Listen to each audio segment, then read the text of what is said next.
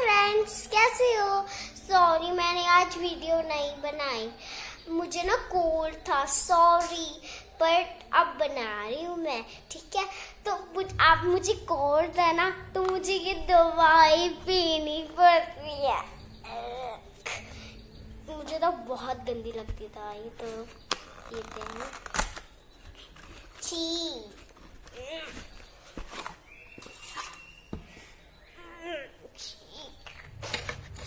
मुझे देखने से ही बुरा लग रही है इसकी बोतल ही।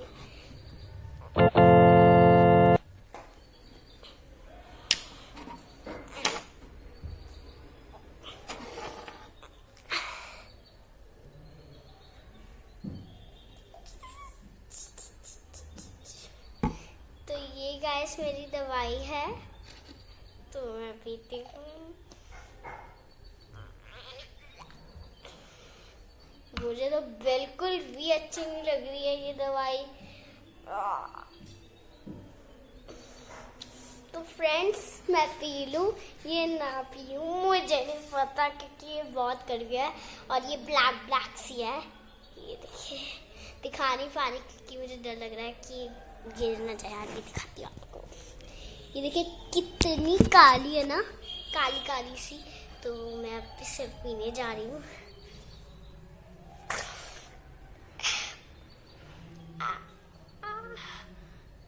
बट जब मैं इसे पीती हूँ ना, मुझे बहुत गंदा लगता है।